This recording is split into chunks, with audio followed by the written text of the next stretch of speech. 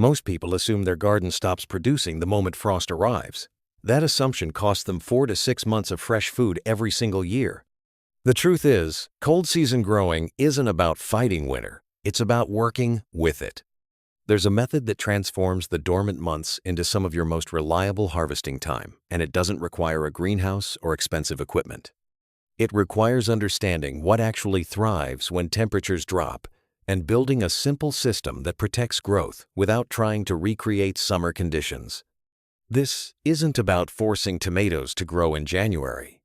This is about filling your kitchen with fresh greens, roots, and hearty vegetables while your neighbors are paying premium prices at the grocery store for wilted produce shipped from thousands of miles away. The biggest mistake people make is thinking that winter gardening means replicating their summer garden undercover. They try to keep everything warm, pump heat into structures, and fight the cold like it's an enemy. That approach drains money, demands constant attention, and usually fails because you're working against nature instead of alongside it. Cold season crops don't just tolerate freezing temperatures. Many of them improve in flavor after frost. Kale gets sweeter, carrots develop better texture, spinach becomes more tender. These plants evolve to grow in cool conditions. And when you stop trying to make winter feel like July, everything becomes easier and more productive. The method that works isn't about heating or insulation beyond basic wind protection. It's about crop selection, timing, and giving plants just enough shelter to keep growing steadily through cold snaps and short daylight hours. Here's what actually happens in a cold season garden that most people never see. You plant specific varieties in late summer or early fall before the first frost arrives. These crops establish root systems while soil is still warm, which gives them the foundation they need to keep growing even when air temperatures drop. By the time winter arrives, you're not starting seeds in frozen ground. You're harvesting from plants that are already mature or nearly mature. The growth slows down dramatically once daylight drops below 10 hours per day, but it doesn't stop. What you've built is essentially a living cold storage system. Your garden becomes a refrigerator that keeps producing small amounts of fresh food consistently, rather than a factory that shuts down completely for half the year. The core of this method is understanding the difference between cold-hardy and cold-loving crops. Cold-hardy means the plant survives freezing temperatures. Cold-loving means it actually prefers them. Spinach, maize, claytonia, arugula, mizuna, and certain Asian greens fall into the cold-loving category.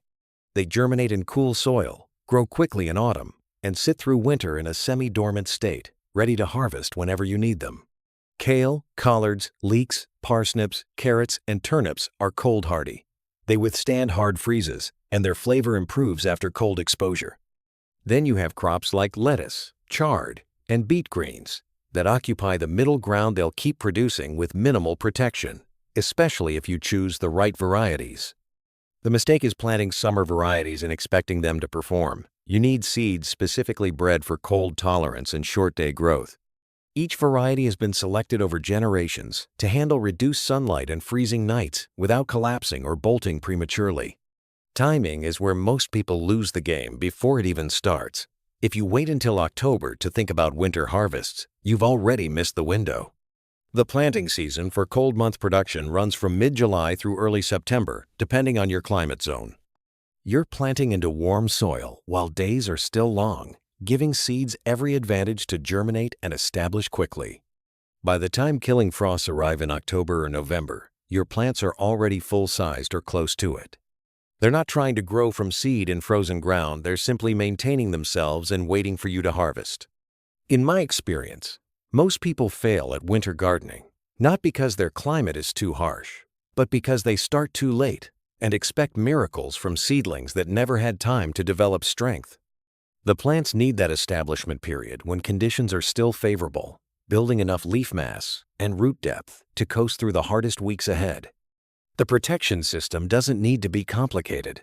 You're not building a heated greenhouse. You're creating a buffer against wind and the most extreme temperature drops. Simple low tunnels made from wire hoops and greenhouse plastic work for most climates. You can also use row cover fabric, which breathes better and doesn't require venting on sunny days.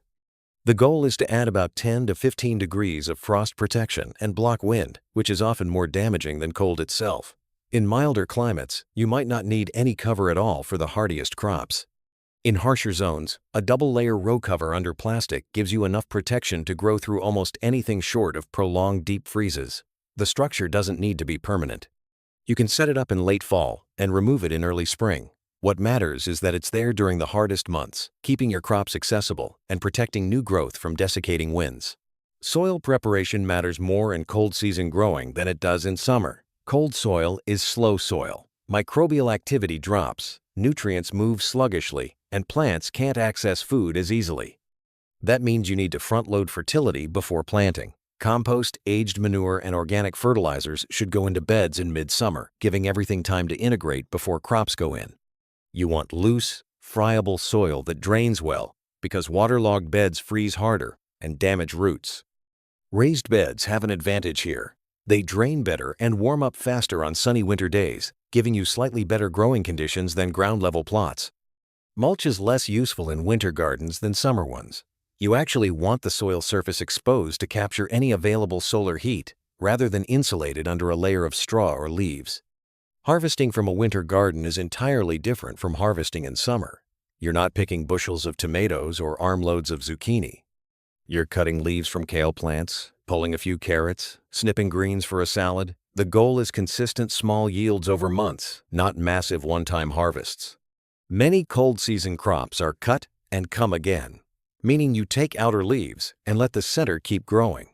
This extends your harvest period and keeps plants productive longer. On extremely cold days, you might not harvest at all. You wait for a mild afternoon when leaves have thawed and won't shatter.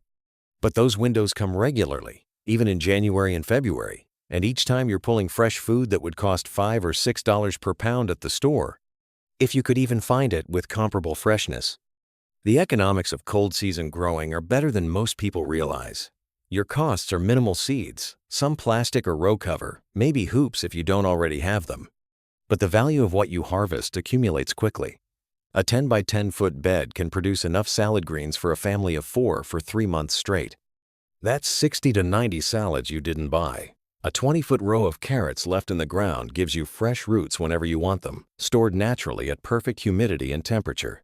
Leeks, parsnips, and kale all hold in the garden better than they hold in your refrigerator. You're essentially using the earth as a zero-electricity cold storage unit that keeps food at peak quality until you're ready to eat it. The savings become even more apparent when you consider that organic winter greens at farmers markets or specialty stores often cost double or triple what summer produce costs, simply because so few people grow them and demand stays high while supply drops. There's a psychological shift that happens once you've successfully grown food through winter. You stop seeing the cold months as dead time. You start noticing which days are mild enough to work outside. You pay attention to microclimates in your yard, the south-facing bed that gets an extra hour of sun, the corner protected from north wind. You begin thinking about food security not as a summer-only possibility, but as a year-round system that reduces your dependence on supply chains, rising food costs, and the quality compromises that come with industrially grown produce. It's not about going off-grid or achieving total self-sufficiency. It's about reclaiming a piece of your food supply during the months when most people surrender completely to the grocery store. This method works in a surprising range of climates. If you're in zones 6 through 9, you can grow almost continuously with minimal protection. In zones 4 and 5, you'll have slower growth and need better covering, but production remains possible. Even in zone 3, gardeners successfully grow cold season crops using unheated high tunnels or deep mulch systems. The further north you go, the more your garden shifts. Toward storage mode, plants stay alive and fresh, but active growth pauses during the shortest, coldest weeks. Then, as daylight increases in February and March, everything wakes up again, often giving you harvests weeks or even months before you could plant spring crops from seed. The ultimate goal here is not perfection. It's not about having a picture-perfect winter garden that rivals summer abundance.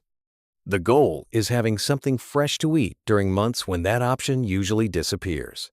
It's walking outside in January, brushing snow off a row cover, and cutting kale for dinner. It's pulling a carrot in February and tasting sweetness that no storage unit or shipping container can preserve. It's knowing that even if grocery stores run low, Even if prices spike, even if supply chains stumble, you have food growing 10 steps from your back door. That knowledge changes the way you think about seasons, about food, and about your own capability. Most people never experience it because they accept the idea that gardens belong to summer. But once you see what's possible when you stop accepting that limitation, you realize the cold months aren't empty, they've been productive all along, waiting for someone to pay attention.